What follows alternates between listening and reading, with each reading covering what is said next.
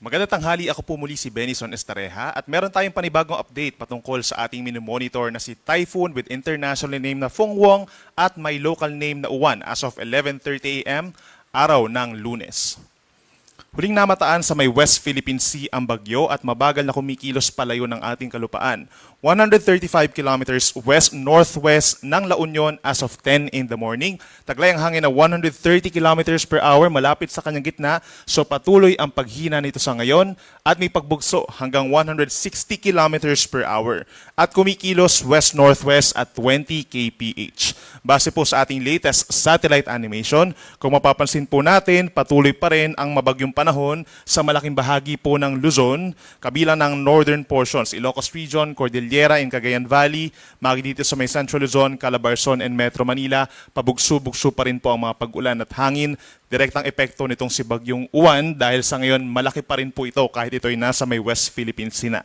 Affected din po ng trough o yung extension nitong bagyo ang natitirang bahagi po ng Luzon at Western Visayas, kaya minsan may mga kaulapan din po at may mga pag-uulan. At base rin sa ating latest satellite animation, wala naman tayo nakikitang panibagong threat o mga kaulapan na posibleng maging bagyo or low pressure area sa susunod na 2 hanggang 3 araw. Base po sa pinakahuling track ng Pag-asa, inaasahan ng pagkilos ng bagyo. Simula po ngayon hanggang sa Wednesday, magre-recurve or lilihis po ito ng direksyon. So sa ngayon, ay ito'y pa-northwestward or pahilagang kanluran, pero eventually, hihilaga at maghihilagang silangan. So may tendency po na kung pagbabasihan natin itong latest track, ay maaaring paglabas niya ng PAR, babalik din po agad ito after 1 to 2 days. Base sa ating latest track din, inaasahang lalabas ito ng PAR bukas ng umaga or araw po ng Martes, at pagsapit ng araw ng Miyerkules ng gabi ay papasok muli ito sa ating area of responsibility.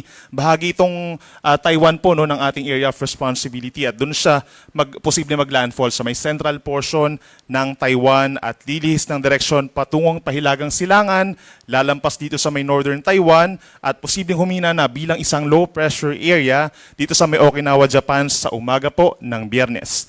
In terms of intensity, mananatili pa rin po siya as a typhoon kahit makalabas sa ito ng ating PAR, maring typhoon pa rin po or magiging malakas pa rin na bagyo hanggang sa araw po ng Miyerkules ng umaga at simula Miyerkules ng umaga, patuloy ang paghihina nito dahil nakikita natin mas malamig itong areas na ito ng East Asia kumpara dito sa may malapit po sa equator. Naging factor dun sa kanyang pag-recurve yung presence nitong high pressure area dito sa may southern China and northern Indochina. So ang mga bagyo kasi kapag lumalapit siya dito sa mga high pressure areas, bumabagal po siya dahil iniiwasan nila itong mga high pressure areas na ito. At the moment na lumakas pa yung high pressure area dito sa may China, ay mas lilihis na ng direksyon palayo ang mga bagyo. Typical naman po yan kapag meron tayong mga high pressure areas dito sa panahon po ng amihan.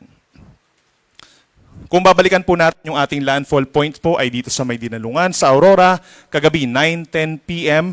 binagtas po ng bagyo itong Sierra Madre Mountain Ranges sa may Aurora. Afterwards, dumaan siya ng southern portions ng Cagayan Valley, Cordillera Region at dito rin sa may Ilocos Region throughout the night. At kaninang madaling araw, nandito na siya sa may coastal waters po ng La Union. Kung mapapansin din natin, yung kanyang lawak sa ngayon ay nasa around 800 kilometers yung kanyang radius, 1,600 kilometers naman yung kanyang approximate na diametro. So ibig sabihin, kahit ito'y nasa may katubigan na ng West Philippine Sea, kung susukatin natin yung ganun kalawak po na radius, mahagi po talaga most of Luzon and Western Visayas. So sa ngayon po, nakataas pa rin ang tropical cyclone wind signal number 3 or malalakas na hangin sa Ilocos Sur. Ganyan din sa northern and central portions of La Union at sa northwestern portion of Pangasinan. Kung babalikan po natin, ito yung pang signal number 3 na lakas ng hangin. So the moment na mas umangat pa itong Typhoon Uwan, ay posibleng matanggal na po yung signal number 3 mamayang hapon or gabi doon sa mga nabanggit natin na lugar. Signal number 2 naman, ang nakataas or aasahan pa rin yung pabugso-bugsong malakas po na hangin dito sa may kulay dilaw, simula sa may Batanes, Cagayan, Isabela, Quirino, and Nueva Vizcaya. Ganyan din sa buong Cordillera Region from Apayao, Abra, Kalinga, Mountain Province, Ifugao, and Benguet. Ilocos Norte, natitirang bahagi ng La Union at ng Pangasinan, signal number 2. Signal number 2 rin po dito sa buong Central Luzon. Mapa Aurora, Zambales, Bataan, Nueva Ecija, Tarlac, Pampanga, at Bulacan signal number 2. Pero possible po mamayang hapon, mabawasan yung mga signals number 2 natin dito sa may Central Luzon at maging signal number 1 na lamang. Gayun din sa may silangang parte po ng Cagayan Valley, possible na ibaba na lamang sa may signal number 1 yung ilang areas doon. Habang asahan pa rin po yung mga occasional gusty winds or pabugso-bugsong malakas na hangin sa mga may signal number 1. Ito yung mga areas kagaya ng Metro Manila. So na-downrig na po tayo sa Metro Manila from signal number 2 to signal number 1. Gayun din ang Cavite, Laguna, Batangas, Rizal, Quezon, kabilang na ang Pulilio Islands. Magandito rin po sa may Occidental Mindoro, Oriental Mindoro, Marinduque, Romblon, at sa northern portion of Palawan, kabilang na ang Calamian and Cuyo Islands, signal number 1 pa rin po sa ngayon. Habang meron ding signal number 1, dito sa may Camarines Norte, Camarines Sur, Catanduanes, Albay, Sorsogon, the northern and western portions of Masbate, kabilang na yung mga isla ng Ticao and Burias, signal number 1 din sa may Aklan, Capiz, at sa Hilaga at gitnang bahagi ng Antique, kabilang na ang Kaluya Islands. Posible naman, pagsapit ng hapon hanggang gabi, ay matatanggal pa yung mga wind signal. Malilift na natin yung mga wind signal number 1 dito sa ilang bahagi po ng Mimaropa, Western Visayas, at Kabikulan. Bukod dun sa mga lugar na mayroong mga wind signal, mapapansin din po ng ibang mga lugar sa may Visayas at Mindanao, may mga pabugso-bugso din po na hangin. No? So by today, Palawan, Visayas, Zamboanga Peninsula, occasional gusty conditions dahil dun sa outer rain bands or outer cloud bands nitong si Bagyong Uwan. Northern Mindanao, Dinagat Islands, Sorsogon, Davao Oriental, and Davao Occidental, patuloy pa rin yung mga pagbugso ng hangin. At bukas at sa makalawa, asahan din po sa maraming lugar sa bansa, magkakaroon pa rin po ng gusty conditions dahil malapit sa may Batanes area, sa may extreme northern Luzon, itong si Bagyong Uwan. Pagdating naman po sa ating 24-hour rainfall forecast, simula ngayong tanghali hanggang bukas ng tanghali, habang yung bagyo ay lumalayo sa ating kalupaan, patungo dito sa may Balintang Channel, may mga areas pa rin po na makakaranas ng malalakas na ulan. Maaring umabot sa 50 to 100 millimeters po ito, no? Kung itong mga kulay dilaw. Habang 100 to 200 millimeters naman yung posibleng dami ng ulan in a 24-hour period dun sa mga may kulay orange. So yung 50 millimeters by perspective, para po siyang equivalent sa 50 liters per 1 square meter po na kalupaan. So imagine pag nagbuhos po tayo ng 50 liters na tubig, posible talaga yan mag-cause ng mga pagbaha. What more pa kapag yung mga tubig po ay nanggaling doon sa mga kabundukan, magpapile up or madaragdagan pa yung 50 millimeters po na yun. So yung 50 to 100 millimeters, depende po yun sa inyong lugar, sa inyong topografiya. So make sure na coordinated tayo sa ating mga local government units kung bahain talaga or prone to landslides ang inyong mga lugar. Ito yung mga lugar kagaya po ng Cagayan, Isabela, Quirino, Nueva Vizcaya, gayon din ang Batanes, Aurora. Dito sa halos buong Cordillera Region, Apayao, Kalinga, Abra, Mountain Province, and Ifugao.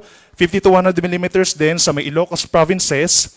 At dito sa may silangang parte ng Central Luzon, Aurora, Nueva Ecija, Tarlac, Pampanga, Bulacan, and even Bataan, possible din po yung mga pag-ulan hanggang 100 millimeters. Metro Manila, Rizal, Cavite, Batangas, down to Occidental Mindoro, asahan pa rin hanggang bukas ng tanghali ang malalakas na mga pag-ulan, paminsan-minsan, habang posibleng umabot yung mga pag-ulan naman sa hanggang 200 millimeters. So try to imagine po, 200 liters per 1 square meter sa loob ng 24-hour period, magkakos po talaga yan ng matataas na mga pagbaha. Hindi lang dun sa mga bahain na lugar, no? At yung mga kailugan po natin sa mga areas dito sa babanggitin natin na lugar, La Union, Benguet, Pangasinan, and Zambales, mataas po yung tsansa ng mga river flooding at yung landslides pa rin po ay nandyan pa rin yung threat. Para naman sa ating storm surge warning, ito ay babala para sa ating mga coastal communities o yung mga nakatira sa mga baybayin. Pabugso-bugso pa rin po yung pagpasok ng tubig na aabot ng 3 metro or higit pa. Itong may kulay pula, Batanes, Cagayan, Ilocos Norte, Ilocos Sur, La Union at Pangasinan. So inaabisuhan pa rin natin sila na umiwas dahil patuloy pa rin po yung malawak na bagyo, yung epekto nitong malawak na bagyong Typhoon Uwan at posible nga dun sa mga areas kagaya ng concave, yung malawak or mahaba yung mga coastal areas, mataas ang tsansa ng mga storm surge po doon. 2.1 to 3 meters naman po, equivalent sa parang isang palapag po ng gusali. Mataas pa rin yan. Ha? Yung may kulay orange po, itong Isabela, Aurora, Eastern Quezon, Zambales, Bataan, At maga dito rin po sa may Occidental Mindoro, kahit sabihin natin na malayo po sila dun sa sentro ng bagyo, posible pa rin ang daluyong, maging sa hilagang bahagi ng Palawan at sa lalawigan po ng Antique. Habang meron naman tayong posibleng 1 to 2 meters na taas ng daluyong sa may Pampanga, Bulacan, Metro Manila, Cavite, Batangas, Southern Quezon, Marinduque, Romblon, and Aklan hanggang mamayang gabi po yan.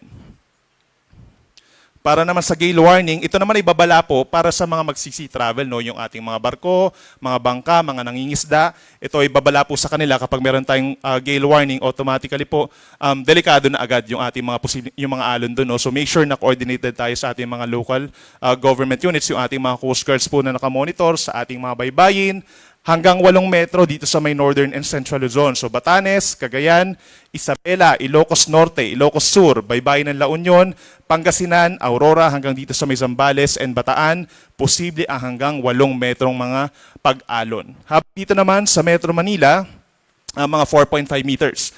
Cavite, western coast of Batangas, Occidental Mindoro, kabilang ng Lubang Islands and Calamian Islands, matataas din ang mga pag-alon.